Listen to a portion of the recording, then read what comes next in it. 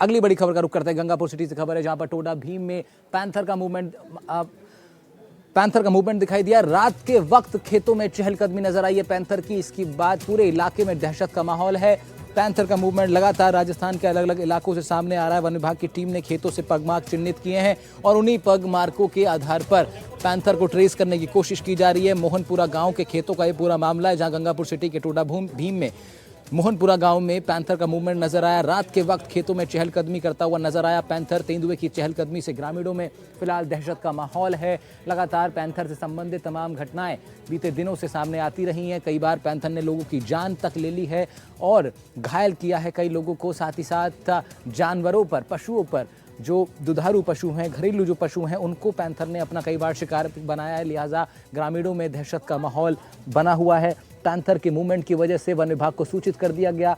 ये बीती रात की तस्वीरें हम आपको दिखा रहे हैं जब पैंथर का मूवमेंट नजर आया गंगापुर सिटी के मोहनपुरा गांव, टोडा भीम के मोहनपुरा गांव में, जिसके बाद इलाके में दहशत का माहौल और ग्रामीणों ने तुरंत इसके बाद वन विभाग को सूचित किया। वन विभाग की टीम जरूर मौके पर पहुंची और कोशिश की जा रही है, प्रयास किया जा रहा है पैंथर को ट्रेस करने का। पिंजरा लगा दिया गया लेकिन करीब 24 घंटे का समय हो गया लेकिन अब तक वन विभाग को पैंथर पकड़ने में कामयाबी हासिल नहीं हो पाई है। तो खबर आपको बता रहे हैं गंगापुर सिटी के टोडा भीम से जहां के मोहनपुरा गांव में पैंथर का मूवमेंट नजर आया, जिसके बाद इलाके में दहशत का माहौल है।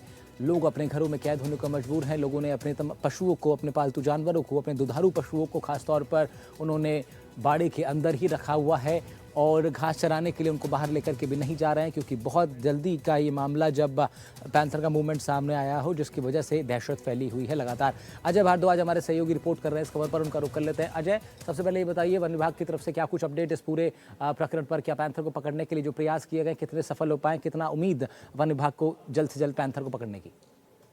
बिल्कुल, मैं आपको बताना चाहूंगा कि देखिए अभी डीएफओ सुमित बंसल से हमारी बात हुई थी और 4-5 दिन से लगातार इस लेपर्ड का जो है वहां पर मूवमेंट बना हुआ था। पहले भी ये एक जानवर को अपना शिकार कर चुका था और फिर मोहनपुर गांव के रहने वाले रमेश की जो बकरी है उसको भी इसने शिकार बनाया था।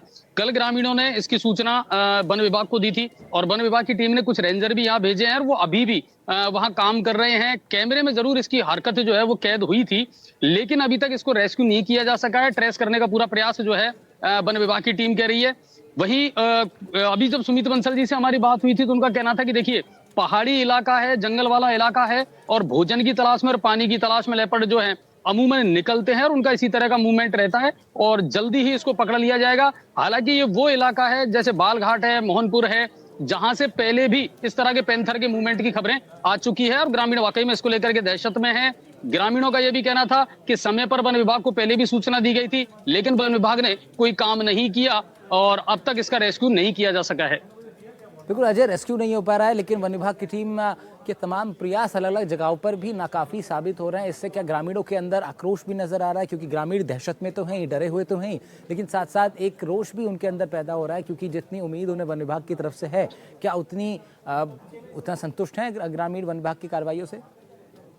देखिए इसमें सबसे बड़ी बात है कि हम कई चीजों में आधुनिक हो चुके हैं लेकिन यहाँ अभी भी हमने टेक्नोलॉजी का इस्तेमाल नहीं किया है। आज भी हम वही परंपरागत जो ट्रेडिशनल चीजें उन्हीं पर चलते आ रहे हैं। पगमार्क के आधार पर हम उनको करते हैं। ट्रैंकुलाइज करने के लिए हमारे पास में कोई व्यवस्था नहीं है, पकड़ने के लिए हमारे पास में कोई अत्याधुनिक रिसोर्सेज नहीं है। तो इन चीजों को लेकर के क्योंकि तब तक तो घटनाएं बहुत घट जाती है। आप देखिए जो रणथंभौर से अभी हाल ही में घटना हुई है कि एक दिन पहले ग्रामीण को मारा था और दूसरे दिन फिर शायद ग्रामीणों ने ही उस बाघ को मार दिया है।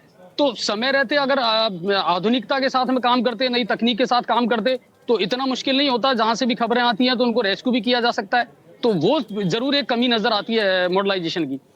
बिल्कुल, साथ साथ अजय, ग्रामीण क्या खुद भी अब मजबूर हो गए हैं रात में गश्त करने के लिए? हमने कई अन्य जगहों से तस्वीरें देखी, बीते दिन अजमेर से ये खबर आई थी, तब वहाँ से हमने खबरें देखी कि ग्रामीणों ने, वहाँ के युवाओं ने खुद मोर्चा संभाल लिया, हाथ में लाठी डंडे लेकर के रात में पहरेदारी कर रहे हैं, वन विभाग की टीम के साथ खुद आगे बढ़ चढ़ के सहयोग कर रहे हैं। क्या यही स्थिति यहाँ भी नजर आ रही है?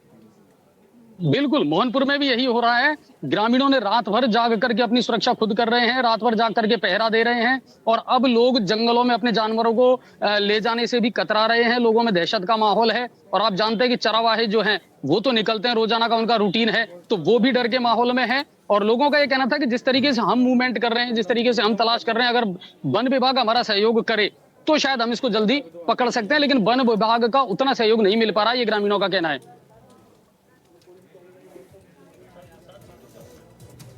ठीक है अजय, शुक्रिया आपका तमाम जानकारी के लिए। तो खबर आपको बता रहे थे हम गंगापुर सिटी से, जहां पर रात के वक्त तेंदुए का मूवमेंट नजर आया, जिसने पूरे गांव में दहशत का माहौल फैला दिया है।